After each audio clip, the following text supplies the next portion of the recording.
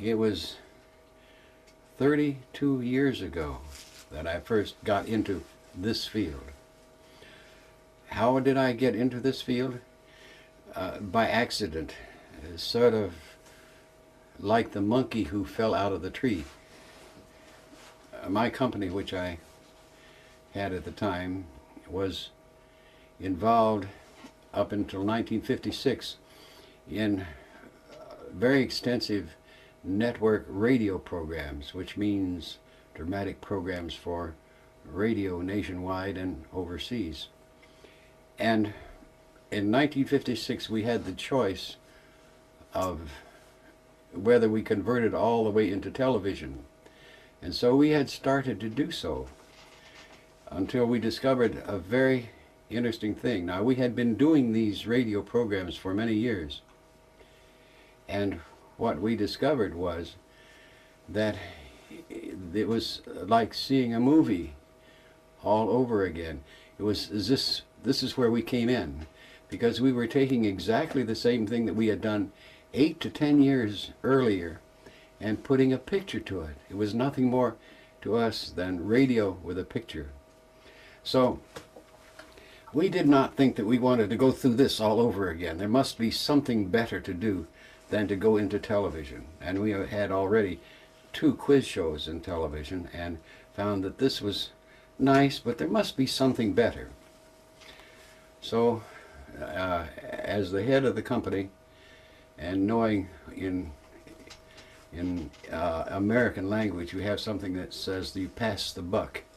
The buck ends with the president of the company, the responsibility, as does the authority. So I decided we would try something else, and being very professional in sound, we naturally began to think of some way to use sound as a new means of a new direction for our company. And what we first came up with and started conducting and in our research and development division of our company was how to help people learn while they are asleep. Very interesting parable that all the way back in 1956 we started conducting studies how to do this. And the first problem is how to get people to sleep. Because you can't take a subject and say, now go to sleep. You have to, and you do not want to give them chemicals or drugs to go to sleep, because that won't serve the purpose. So we began to use sound to help people to get to sleep. And that's how we first began to get into the technology of what we have since become. But along the way, a very interesting thing took place. In that research pattern, I was the chief subject because I demanded it, because I was very curious. So as the chief subject in all of these patterns of finding ways to help people go to sleep by sound use, evidently I absorbed something, because in 1958 then I had this great, frightening, terrifying change take place in my life. And I have written about this, as you know, in several books, and it's very, I guess, common knowledge even throughout the world, because the books have been translated into various languages. But simply put, at that time I began to experience moving out of my body, and that was the final thing of something that had begun a year at least or more before that time.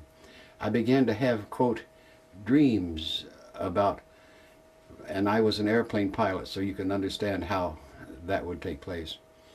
I began to have dreams about taxiing to the runway on an airport and getting the plane off the ground, and once I got it off the ground, that I would look up and here are all these wires. It was as if one were flying down a street, and there were all these power lines overhead and telephone lines, and you couldn't find a hole to get out of it.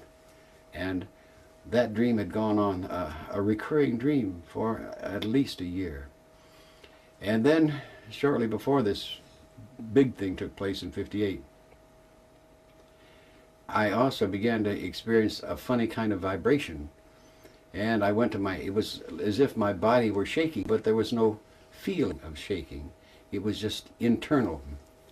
And I went hurrying to my favorite doctor, and he examined me and says, "Oh, you are working too hard. You are stress-filled, but there's nothing wrong with you. Go take a pill and relax or something." Well, not necessarily being a pill taker, that did not work too well. But in any event, after many times, like 25 or 30 more times of experiencing this vibration, I thought, well, and fighting to get out of it is the point. I just pull myself away from this vibration. The next step was, well, this will never get anywhere. I'm too frightened about it. If it's going to kill me, let it kill me. So with that in mind, one particular afternoon when I was lying down, I said, all right, fine. The vibration came. If it's going to kill me, let it kill me. So I waited and waited and waited. And after a while, after about 5 minutes, it faded away, and I was still alive. So I thought, now I know it won't kill me. So I'm on safe ground. So after that, I began to simply let it happen and wait that 5 minutes so I could do something.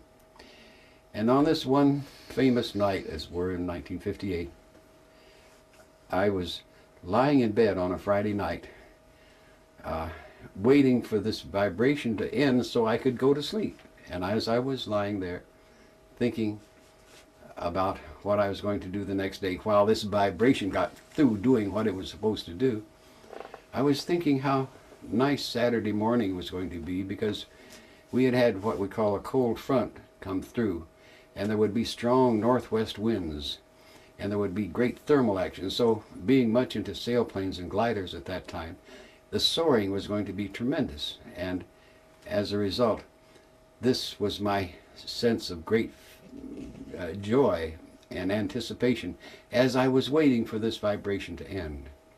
And as I waited and waited and thought how nice this is going to be, suddenly I felt something bumping against my shoulder. And that, of course, is part of the history when I discovered that what I was bumping against was the ceiling of my bedroom. And that bumping turned around, and I did not know where I was till I saw this funny sort of a fountain coming out of what I thought was the floor. And I thought, where am I? This is a funny kind of dream. And I looked more closely, and I thought, there's something terribly wrong. This is not a fountain, this is the chandelier, the light fixture coming out of the ceiling. So I looked around, and sure enough, down there in the bed below me was my wife lying in bed, and beside her was a man in bed. And I says, what kind of dream is this? This is a strange dream. Whom would I think of who would be in bed with my wife? And I said, I can't resist finding out.